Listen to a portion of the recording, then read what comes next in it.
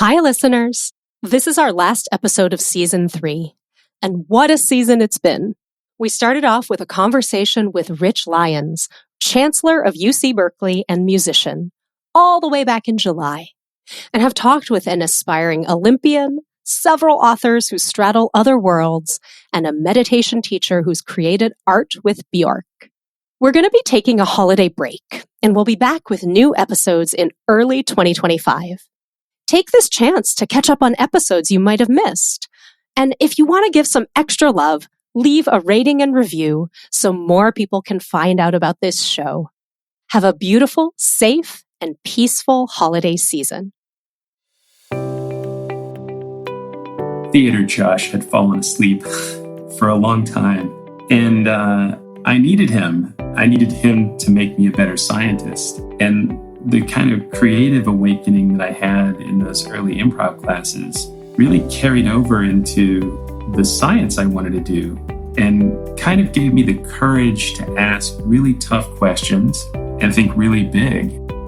I'm so delighted to be speaking with Josh Willis, actor, improviser, filmmaker, and occasional Elvis impersonator.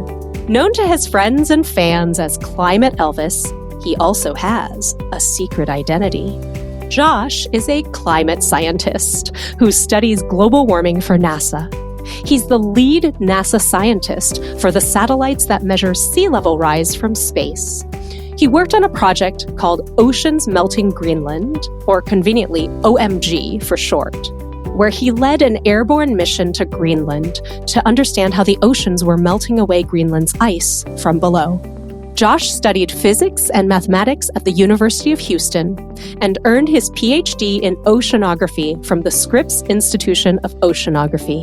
He's a graduate of the Conservatory program of the Second City Training Center and teaches improv in the LA area at Turbine Arts Collective. Josh, welcome to the show. Thank you. Thank you very much. What a delight to be here, Jessica. I'm so happy. Both me and Climate Elvis are over the moon. Well, I just welcome to both of you, and we will definitely get into the Elvis side. Well, we met this summer at the wonderful Cazadero Performing Arts Family Camp, so shout out to that amazing place. You were my improv teacher, and I don't remember if I told you this, but it had been over 20 years since my first experience with improv. I had to take improv actually as part of my major, which was product design. So it was obviously why I chose that major.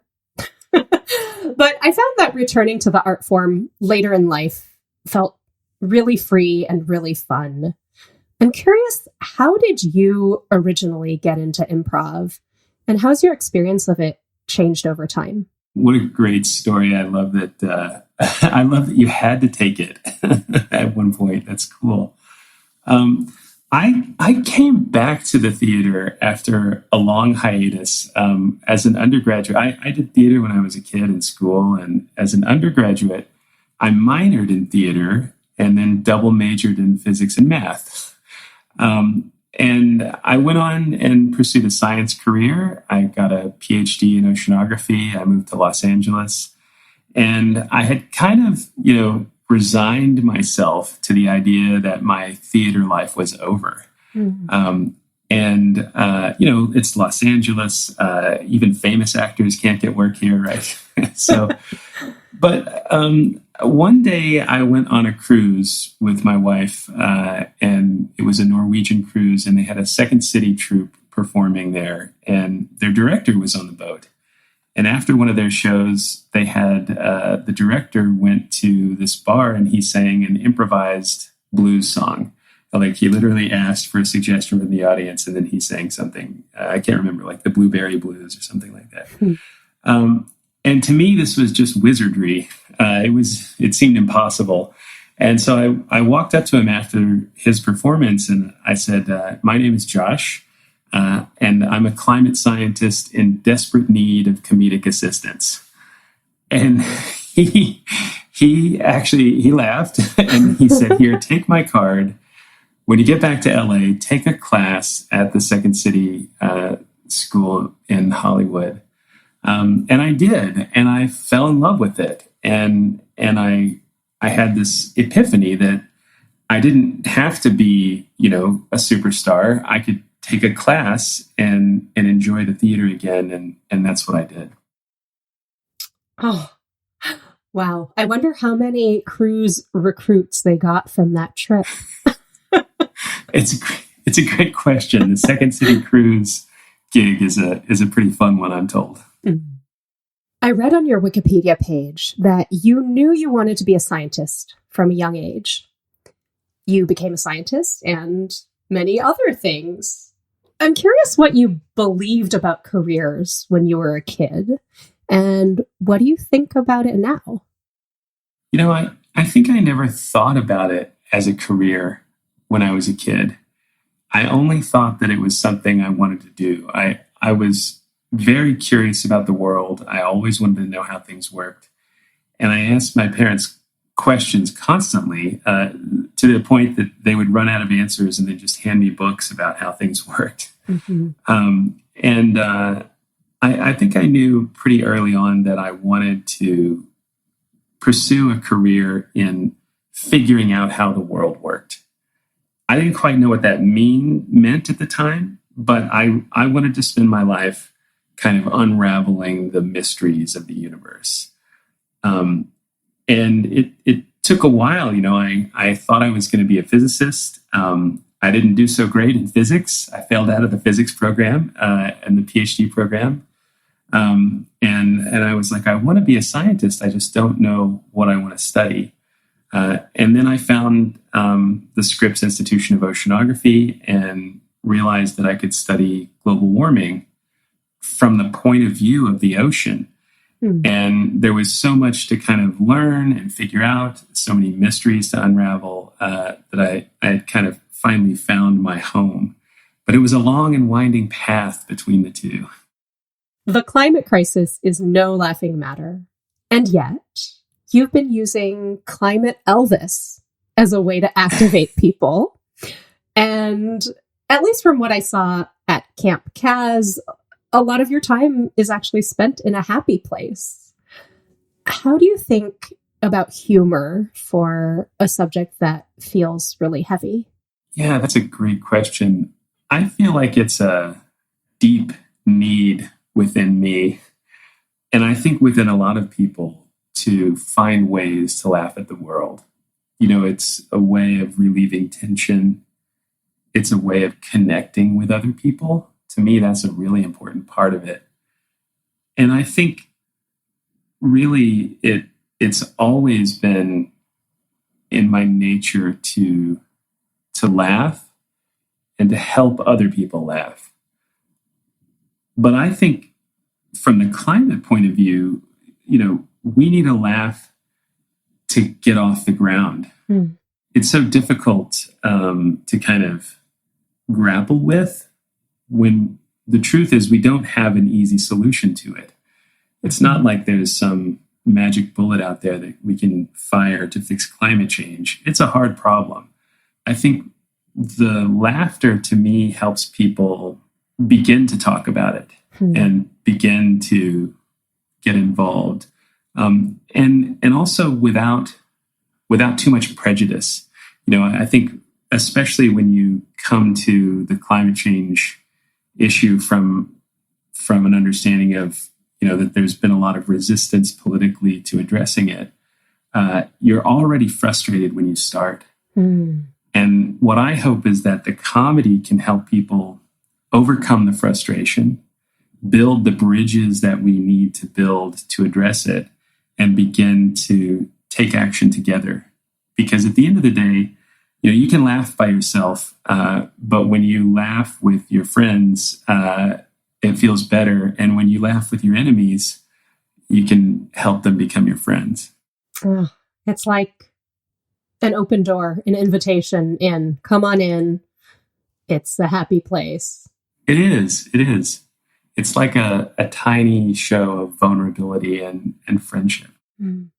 Elvis impersonators have been around forever. Well, since Elvis.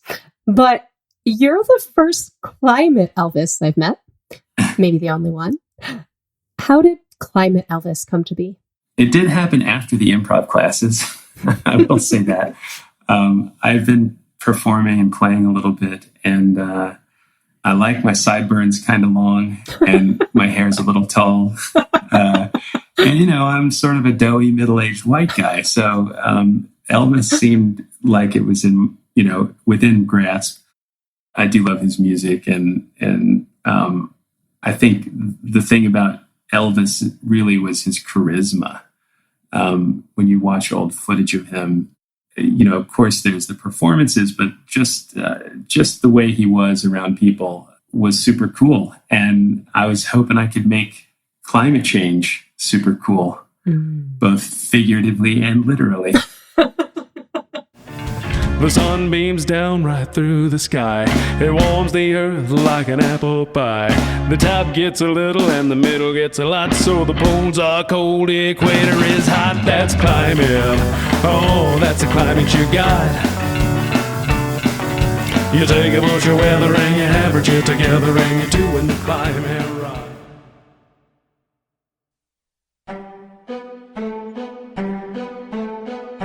Let's take a moment to reflect on this question. How have you used humor to bring people together?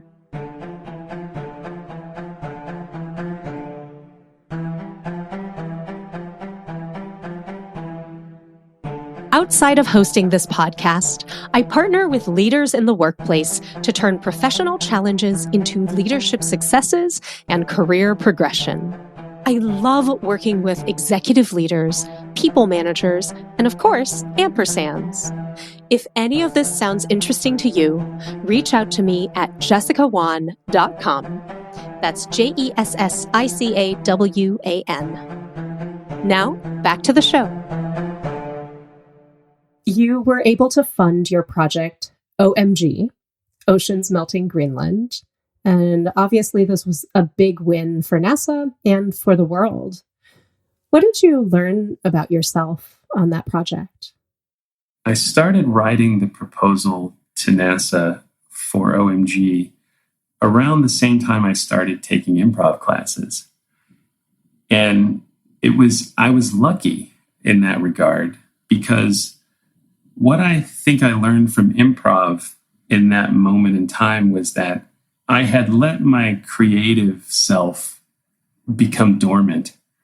I had let my theater Josh had fallen asleep for a long time. And I needed him. I needed him to make me a better scientist. And the kind of creative awakening that I had in those early improv classes really carried over into the science I wanted to do, and kind of gave me the courage to ask really tough questions and think really big. Those two things are what made OMG fundable first, to be selected by NASA for funding, and then ultimately to be so successful. We've had over 100 publications written on the data that we collected in Greenland, and counting. There's still a lot of work to be done. I think asking the big, tough questions was something I don't know if I would have had the courage to do without the creative influence of improv. What do your days look like now as an oceanographer for NASA? I still have to travel some. We have meetings as oceanographers, and we have to get together, get in the same place and talk about the things we're observing and how we interpret them. I also really spend a lot of time trying to look at the data. What are the observations telling us? To me, that's always been the most important part of being a scientist, was to look at what the Earth is really telling us and see what we can glean from it. But I've also taken a little time out of my career to make sure that I'm fostering that creative self too. Some days I work from home, some days I go into the lab, and every once in a while I take a day off and audition for some tiny acting role. Nice. Many of my artist friends also teach, but I've noticed just from my own kind of dabbling in teaching and being a performer that there's There's an overlap, of course, but there's also a difference in the skills needed to teach the arts effectively. I'm curious what your journey looked like from a student to a teacher of improv. What do you get from it? Oh, that's a great question. Fear, I think, is what I get from it. I resisted teaching improv for really as long as I possibly could. And I think partly it was because, for me, it felt improv was sort of my indulgence, my happy place to escape a little bit from my day job. But what I've come to realize in the last few years of doing it is that I really do enjoy it, that I enjoy helping people go on the same kind of journey that I started on so many years ago. And the other thing I think about, especially about teaching improv and acting, and it's something I had forgotten, it's a performance. When you're teaching a class in improv or acting, especially, I think, you're really performing. You're performing this role of teacher, of someone to give people courage and to have a good time and to remember how to play. Improv in the most purest sense is really about playing. And I think especially adults, sometimes we need to see an example of somebody playing to give ourselves permission. That's what I hope, or that's what I try to bring to teaching it. But it took me a while to get there, really. What helped you? What helped you find courage and move through the fear? I had a good teacher. I had a good mentor, who brought me along, who encouraged me to teach and made it easy. We co-taught a lot of things when I was just starting out. And that really helped because, even though I had been doing it almost 10 years by the time I started teaching, I still felt a little like an imposter in the improv world. Like, do I know this really well enough to teach it to other people? Something that I think I carry from my science career too, right? There's this imposter syndrome that I think something in grad school creates in us. But it took a while, and I think it was a steady hand and a lot of encouragement from my mentor, Rob Watsky. Thank you, Rob, because I got Josh as a teacher, and he's great. So we talked about the direction of, what the arts can do to kind of help your life as a scientist. What about the other way? How does being a climate scientist, an oceanographer, how does that come out in improv or inform ways that you might show up on the stage? It's funny, for the longest time, I resisted that too, sort of for the same reason. Improv was my indulgence, my happy place. And but what I realized after a while was that my science self is part of me. And if you really want to do improv in an honest way, you have to bring yourself and play as you sometimes. And I think when I finally started doing that, I realized, it helps everyone else too. It helps them by having something interesting or sometimes something incomprehensible to play with on stage. If I spout a bunch of jargon, then it's great fun sometimes for people to play with that when they have no idea, no expectation of understanding what it means. It was a learning process for me to kind of help reveal some of my climate science self in my improv. And then, of course, once I did, I lost control and Climate Elvis took over. I'm thinking back to something you said earlier around what drew you to science was solving the mysteries or getting deeper into the mysteries of the universe. And I wonder how this applies to improv. Do you think about it that way? Oh, what a beautiful question. I think I think improv is one of the mysteries of the universe. Mm-hmm. Why do we play? Why do we need to play? And in a sense, also, like, what happens if we don't, if we forget how? Those were moments of discovery, I think, for me in doing improv that made me feel alive again. I was in my mid to late 30s when I first started doing improv. It made me feel young again. I wasn't that old back then, but it made me feel young again. Yeah. In a very visceral way. And I made a bunch of friends, people that I still know today.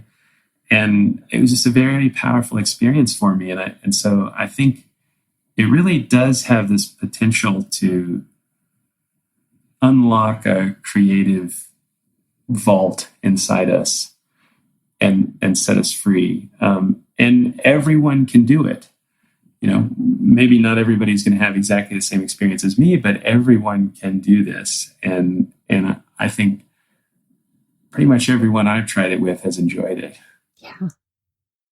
What advice do you have for people who are pursuing or thinking of pursuing an ampersand life?